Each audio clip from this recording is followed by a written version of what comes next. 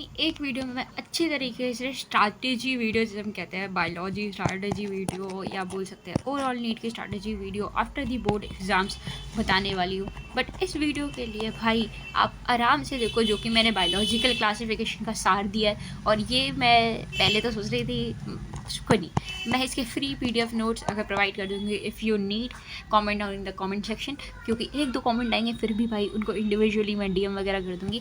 ठीक है, तो बायोलॉजी स्ट्रैटेजी जहाँ पे हम basically I will talk about some chapters जो कि क्या करेंगे, आपको जिनका एग्जाम्पल बुक बना लेना चाहिए, जैसा मैंने बनाया है एक शीट बना लेना चाहिए जैसे बायोलॉजिकल क्लासिफिकेशन का। मेरा पूरा एक पन्ना या बोल सकते हैं 2 पेजेस में बन के तैयार हो गया है वो। ठीक है, I will show you how it look like and before the exam hall you can take it. ठीक है, for not cheating purpose, for just कि यार एक बार रिवाइज कर लिया। ठीक है, for last revision, last solid revision, तो that is what I made it.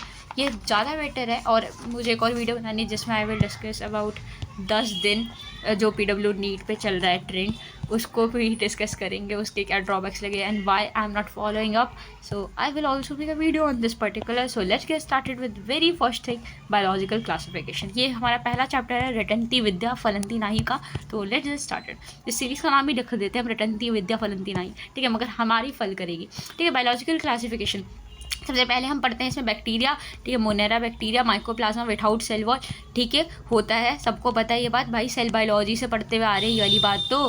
ठीक है, उसके बाद हमारा आ जाता है मोनेरा बैक्टीरिया, नाइट्रोजन फिक्सर्स भी आपको पता चाहिए, नॉस्टॉक एनाबेना होते हैं। किसके एग्जाम्पल है? BGA में माइक्रोब्स वाले चैप्टर में आराम से पढ़ते हैं। ठीक है, फिर हेटरोट्रॉफिक बैक्टीरियाज हमारे होते हैं, कुछ हमारे इंडस्ट्रियल होते हैं, कुछ हमारे डिसीज कॉजिंग होते हैं। ये ऐसे NCERT में गिवन नहीं है, बट मैंने माइक्रोब्स से मिलता जुलता इसमें बना दिया, जिससे माइक्रोब्स भी यहीं पे थोड़ा बहुत रिवाइज होता है। जैसे लैक्टोबैसिलस क्या करता था? गट फॉर्मेशन। राइजोबियम क्या करता था? रूट नोड्यूल्स में प्रेजेंट था लेग्यूम्स की। स्ट्रेप्टोमाइसिस किसकी तरह इस्तेमाल होता है? एंटीबायोटिक्स की तरह इस्तेमाल होता था। इसके अलावा मैं एक और लिखना मैं भूल गई हूँ शायद, यहाँ पे एक और आता है, यहाँ पे आता है साइक्लोस्पोरिन A जो कि स्टार्टेंस।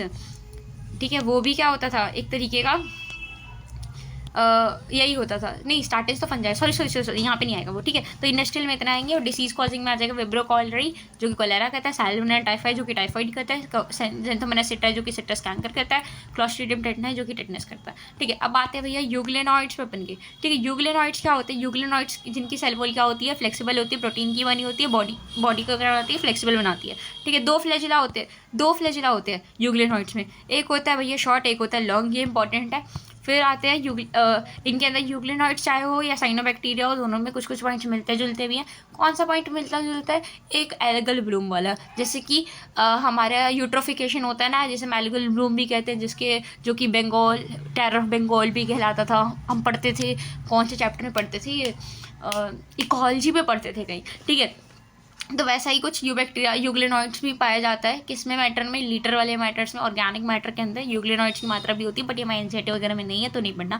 ये पिगमेंट्स, यूग्लेनॉइड साइनोबैक्टीरिया दोनों में ही पिगमेंट्स होते हैं, लाइक द हायर प्लांट्स में कौन से पिगमेंट होते हैं? Chlorophyll A, chlorophyll B।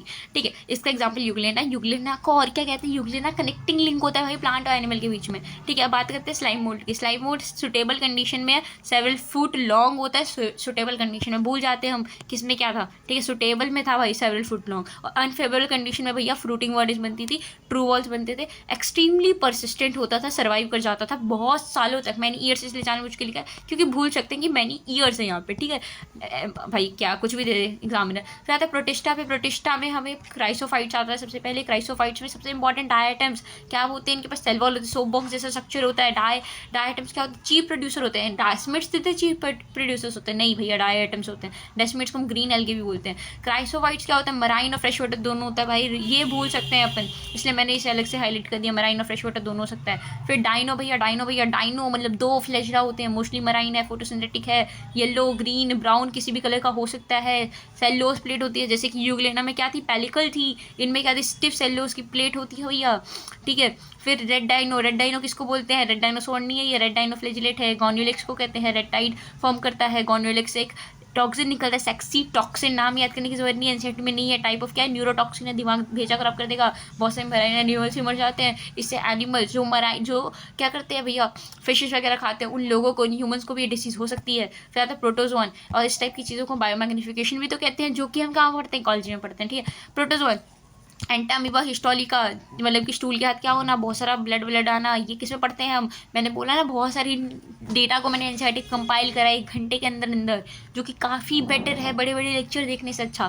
ठीक है, एंटामीबा हिस्टोलिका मतलब कि यहाँ पे क्या होगा, बहुत ज़्यादा फ्लूइड के साथ म्यूकस आएगा, ब्लड आएगा, बहुत ख़राब डिसीज़ होती है। ठीक है, और उसके बाद प्लाज्मोडियम क्या होता है, प्लाज्मोडियम डायजेनेटिक पैरासाइट होता है, सबको पता है। इसका इन्फेक्शियस एजेंट क्या होता है, स्पोरोजाइट होता है। आरबीसी रप्चर, हीमोजोइन की वजह से फीवर चढ़ जाता था। सेक्सुअल रिप्रोडक्शन ह्यूमन की बॉडी के अंदर होता है। सेक्सुअल वाला गट ऑफ मॉस्किटो मैंने यहीं पे मेंशन कर दिया, बहुत कंफ्यूजिंग टॉपिक है ह्यूमन हेल्थ एंड डिसीज का।